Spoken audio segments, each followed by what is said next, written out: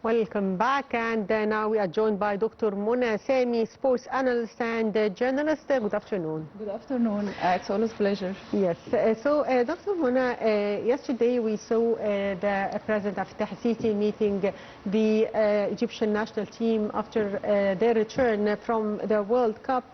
Tell us more about your feelings and what did this specific generation of players and coaching staff do differently compared to past campaigns to finally break through that ceiling?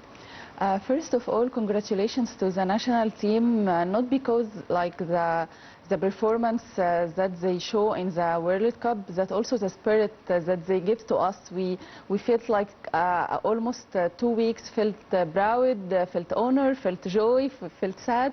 So everything was good in this championship. For this participation for the players, I guess they did very different thing rather than the previous participations. First of all, the mentality. The players go to the World Cup not just for participation, just to compete. They felt and believed in, they have the belief that they can do it and they can win the World Cup championship and they can go far in this tournament. Also, I guess the coaches and it's led by Hussam Hassan, an Egyptian national coach. It gives them some spirit, like you are with your national coach. They all have the feeling that they want to make the people proud, make the fans proud. And I see also the reception of the President Abdel Fattah Sisi to the players gives this like appreciation to them, like everyone will do well, they will have an appreciation, they will feel like they make us proud. It's not like about the result of the sport, it's about the spirit that they show to us and how they reinforce the nationality and the feelings even for the young generation. Yes, so President Sisi also emphasized that this achievement ignited massive joy and unity across Egypt and the Arab world. How did the Egyptian national team's historic bridge social divides and foster a unique sense of national pride and unity across the country? Of course, we know football always have something different, but this tournament give us like a unity over all Egypt. You know, every area from schools. Even the Arab world. The Arab world, right? Yes. We like not Arab only. We are found that other Arab countries and other Arab fans show, yes, encouraging Egypt and show a lot of support to Egypt. And this is because the spirit that are being in this championship, we saw like the fans in America and USA, also the Egyptian fans in USA and Canada, they show very support, like a carnival there. So all this recipe and all this collect give us like a unity. You will find that everyone want to watch the matches, women, girls, youth, old, so many generations, many areas in this.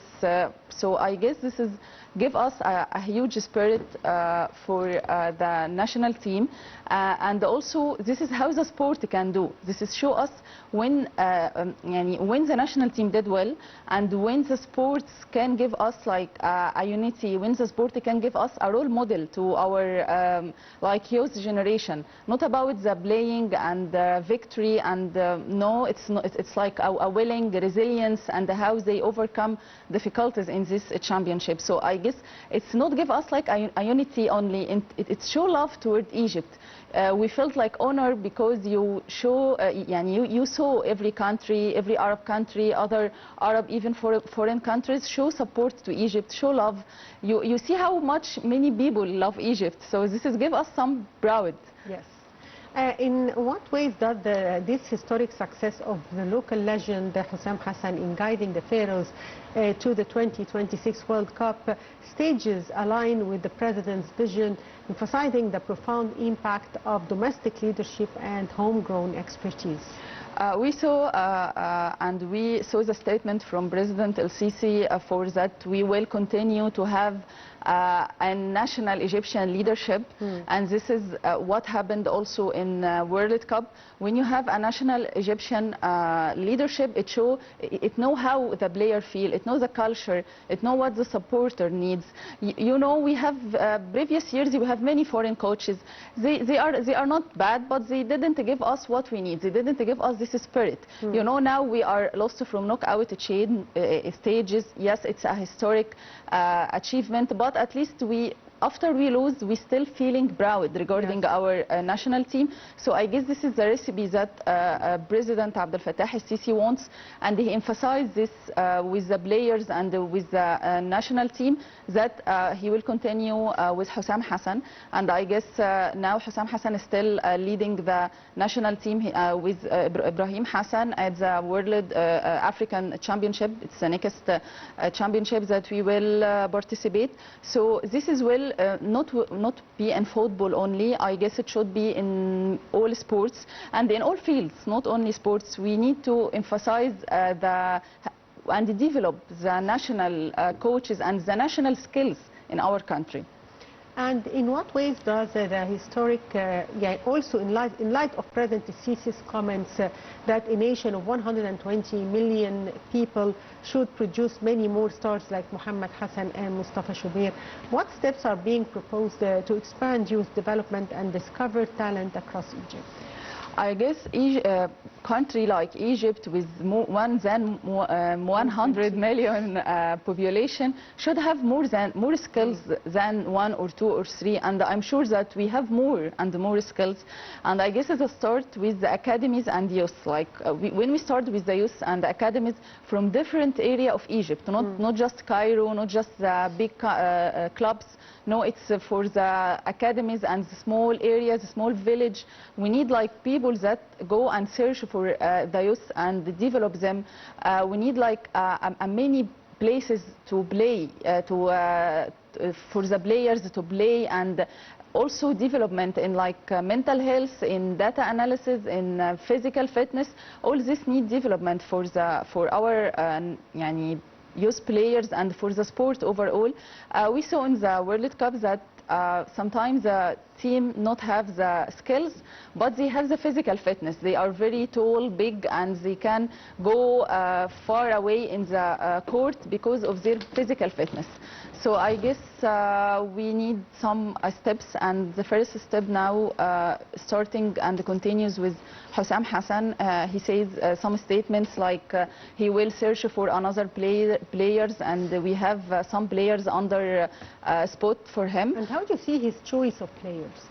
Maybe we saw some players who were not expected to join. Yes, I guess Hussam Hassan has a lot of critics before World Cup because of his choices, and yes, no one expects some players how to fit and how to score. You know, for example, Zico, it was one player that everyone says how he will do.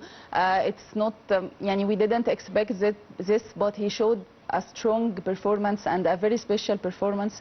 So I guess this is when the coach is a national coach, and this is when the coach is a legend, and he plays when he was young, when he was 14 years old, he starts playing football. So he know how to watch the play, he know how to choose the players, and even defending his choices against all critics.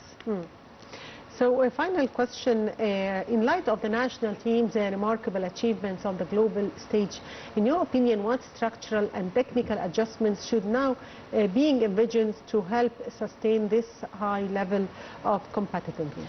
I think first of all we need to make sure that this is not a one-time success. To make this success like a sustainable success, not just one-time success and then the next tournament we will do like every time before. It's like to be a model sustainable, and to, like what I said before, to start make a recipe with Hussam Hassan, to make Hussam Hassan continue with his recipe choices, and also to give chances to youth players to make like a balance between experience in the national team like Mohamed Salah and the other youth players. And also for another thing, technical, we need to go more for data analysis. It's like a science now, and it will give us some privilege when we analyze the player, know their tactics, their scores, all this.